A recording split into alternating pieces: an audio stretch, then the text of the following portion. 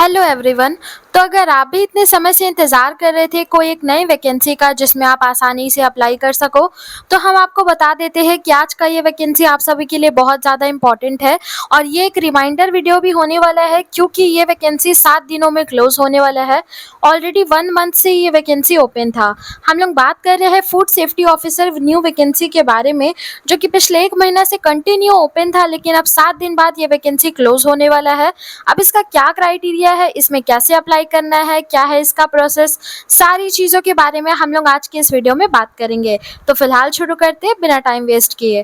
तो जैसा कि आप देख सकते हैं, अगर हम लोग इसका ऑर्गेनाइजेशन के बारे में बात करें तो office of commissioner of food safety health and family welfare department की तरफ से ये ऑर्गेनाइज किया गया है।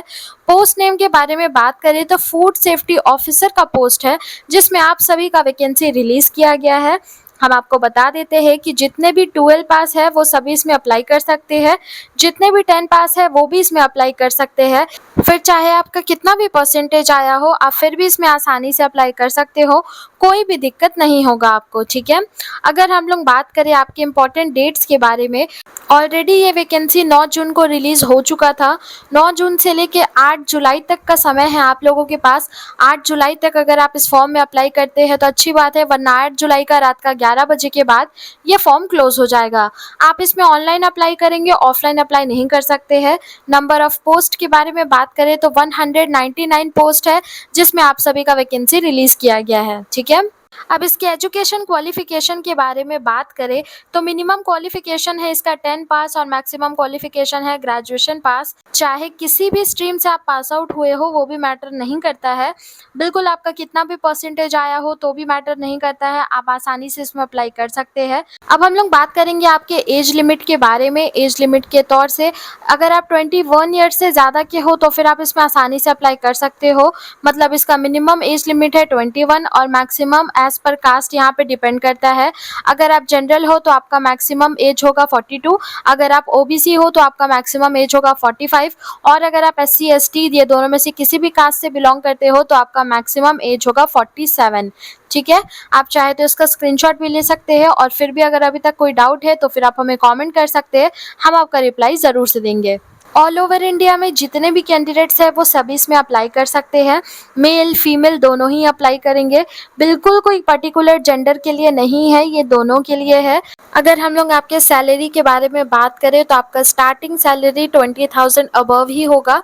ये एक स्टार्टिंग सैलरी होगा, धीरे धीरे करके आपका सैलरी बढ़ेगा। आप अपने जगह पे, आप अपने पोस्ट पे जितना अच्छा परफॉर्म करेंगे उतना जल्दी आपका सैलरी बढ़ने का चांसेस है और बहुत ज़्यादा चांसेस है कि आप लोगों का सैलरी मुश्किल से 2 साल के अंदर बढ़ जाएगा और बढ़ करके एटलीस्ट 30,000 तक तो हो ही जाएगा। ठीक है।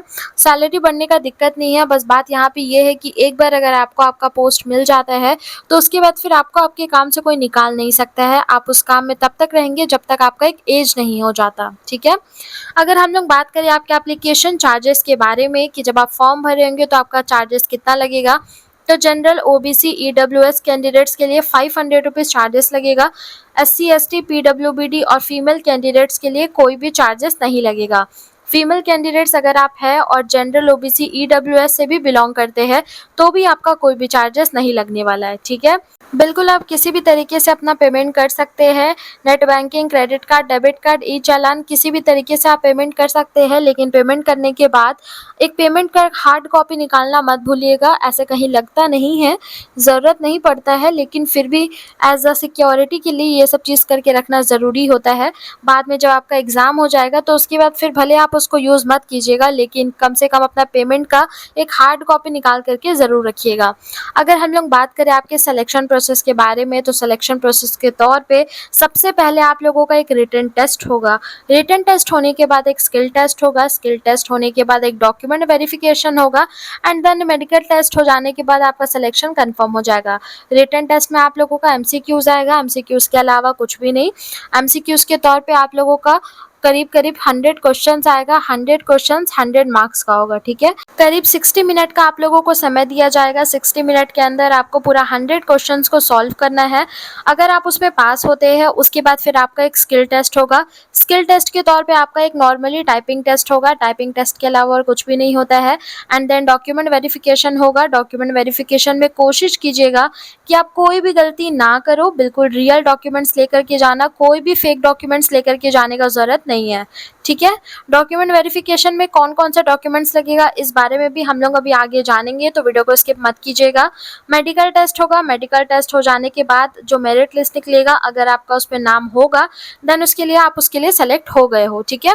बहुत ही सिंपल सा प्रोसेस है। अभी भी कोई डाउट है सिलेक्शन प्रोसेस से रिलेटेड तो फिर आप हमें कमेंट कर सकते हैं, हम आपका जवाब ज़रूर से देंगे। डॉक्यूमेंट वेरिफिकेशन के तौर पे आप लोगों का आपका मार्कशीट, आप जिस बेसिस पे अप्लाई कर रहे हो, अगर आप 10th के बेसिस पे अप्लाई कर रहे हो तो आपका 10 का मार्कशीट, और अगर आप 12th के बेसिस पे अप्लाई कर रहे हो तो आपका 12th का मार्कशीट, ये तो लगेगा ही लगेगा। साथ ही साथ एक आधार कार्ड लगेगा, एक कास्ट सर्टिफिकेट, एक डोमिसाइल सर्टिफिकेट, ये सब आपका तब लगेगा जब आप अपने डॉक्यूमेंट्स के लिए जा रहे होंगे, मतलब डॉक्यूमेंट वेरिफिकेशन के लिए।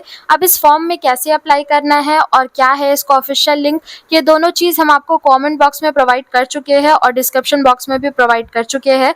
एक्स्ट्रा जानकारी के लिए आप हमारे WhatsApp channel, Facebook channel, Telegram channel और इंस्टाग्राम चैनल को ज्वाइन करना मत भूलिएगा, जिसका लिंक आपको डिस्क्रिप्शन बॉक्स में मिल जाएगा। फिर भी कोई डाउट हो तो आप हमें कमेंट कर सकते हैं, हम हमेशा आपका कमेंट का रिप्लाई ज़रूर से देंगे। तो कमेंट करना मत भूलिएगा। तब तक के लिए जय हिंद।